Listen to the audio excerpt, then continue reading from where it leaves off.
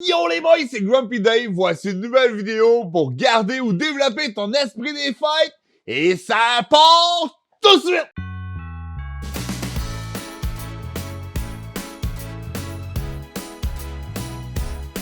Chronologiquement, si tu suis toutes mes étapes afin d'être heureux pour Noël puis développer la joie autour de toi, t'as écrit dernièrement à tes amis. La vidéo c'était hier, fait que t'as peut-être fait ça aujourd'hui. Mais je t'ai aussi demandé de garder ton cœur d'enfant. Qu'est-ce que t'as fait pour garder ton cœur d'enfant? As-tu pensé écrire au Père Noël? Là, je te demande pas d'y écrire un choix de 20 000 cadeaux, là. Écris donc un choix de cadeaux que t'aimerais un. Bon, ok, peut-être deux. Maximum trois.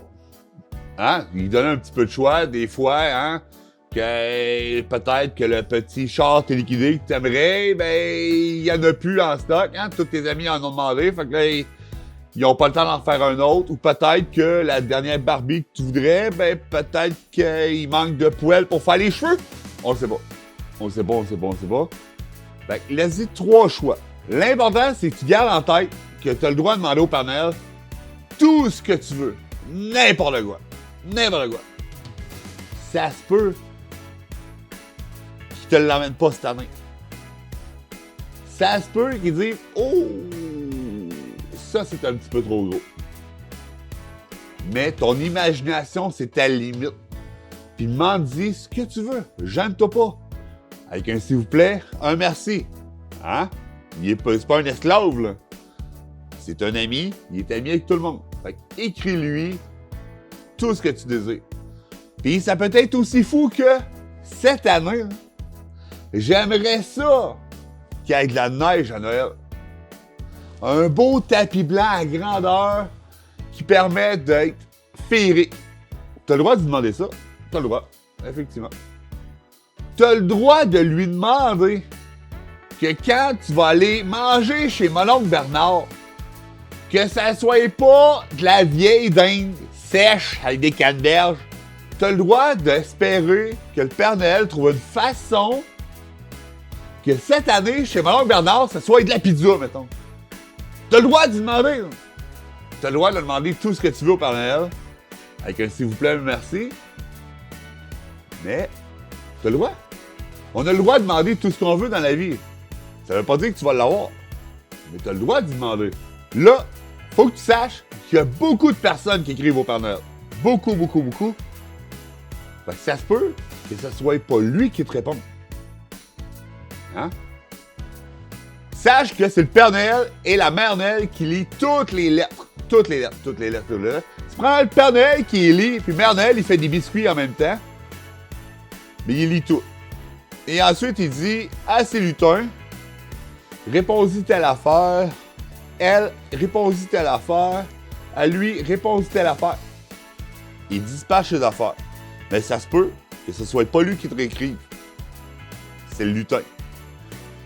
Avec les directives du Père Noël. Mais au cas où que tu le saches pas, il y a des règles à retenir quand tu écris au Père Noël. La règle numéro 1. Quand tu écris au Père Noël, il faut que tu écris ton adresse sur l'enveloppe. C'est le Père Noël qui va lire ta lettre. C'est peut-être le lutin qui va te l'écrire. Mais dans tous les cas, c'est pas le Père Noël qui va venir te livrer ta lettre. Le lutin va plier la lettre, ou le Père Noël, puis ils vont donner ça au facteur. Et c'est le facteur qui va passer chez toi. Le facteur, lui, a besoin de ton adresse. That's it. C'est une règle. Le Père Noël connaît ton adresse, mais pas le facteur. Fait qu'il faut qu'il va prendre l'enveloppe, qu'il sache, ah ben oui, faut que j'aille à cette adresse-là, faut que j'aille la porter. Règle numéro 2. Attends pas le jour de Noël pour envoyer ton enveloppe. Ça marchera pas. Le jour de Noël, il est dans les derniers préparatifs pour envoyer tous ses cadeaux puis les distribuer. Il n'aura pas le temps de te lire le matin même. Là. Moi, je te dirais que d'ici le 17 décembre, ça devrait être bon. Parce qu'il y a un délai pour prendre ta lettre, l'envoyer au pôle Nord, que le Père Noël la lise et qu'il te réponde puis qu'il renvoie la lettre chez toi. Ça se fait pas direct, là. C'est pas instantané, c'est pas comme un courriel, là. Puis là, oui, tu peux écrire par courriel. Moi, je suis un vieux de la vieille. J'aime ça. Écrire. Fait que écris-y quelque chose de beau. Pas par courriel. C'est plus facile à l'écriture. C'est plus beau. Règle numéro 3. Tu mets l'adresse du Père Noël sur l'enveloppe. Tu sais pas c'est laquelle? Regarde. L'enveloppe. Je vais aussi la mettre sous la description. Et tu peux mettre pause pour la retranscrire. C'est assez facile. Habituellement, quand tu écris une lettre, je ne sais pas si tu fais ça souvent dans ta vie, il faut un timbre sur l'enveloppe. Mais le Père Noël, t'en as pas besoin. Non. Tu marques ton adresse, tu marques l'adresse où tu l'envoies, tu mets ça dans une boîte aux lettres et ciao! C'est parti! That's it. Mais si tu veux écrire à ta grand-mère, Joyeux Noël, bonne année, à mon oncle Bernard, faut pas l'oublier, mon oncle Bernard, là, tu as besoin d'un timbre sur l'enveloppe, mais pas pour écrire au Père Noël.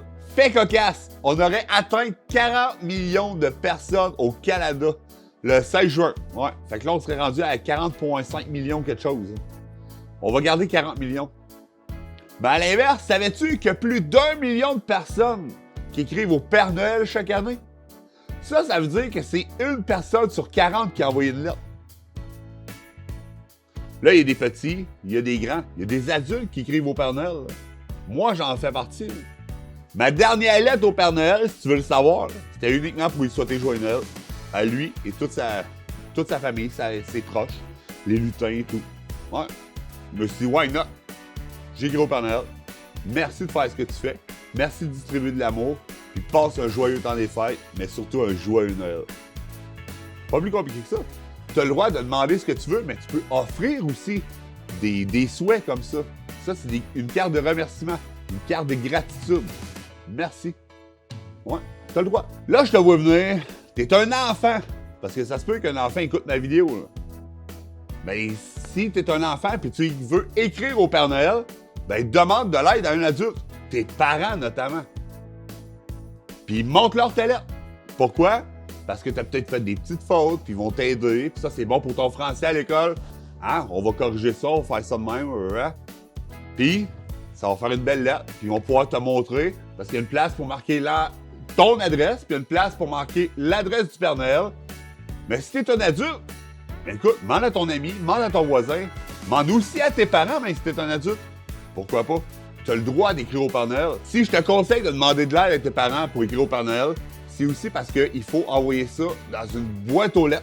Puis la boîte aux lettres, des fois, c'est pas proche de chez toi. Fait que tu as peut-être besoin d'un véhicule pour t'y rendre. Mais, écoute, c'est rare qu'on voit la boîte aux lettres. Donc, tu vas voir comment ça marche. Ils vont pouvoir t'expliquer comment ça marche. J'espère que tu as aimé mon conseil de jour pour garder ton cœur d'enfant, mais aussi la magie de Noël en dedans de toi. Inscris-moi dans les commentaires la dernière fois que tu as écrit au Père Noël. Puis si le cœur t'en dit, dis-moi donc ce que tu y as demandé. Je suis curieux.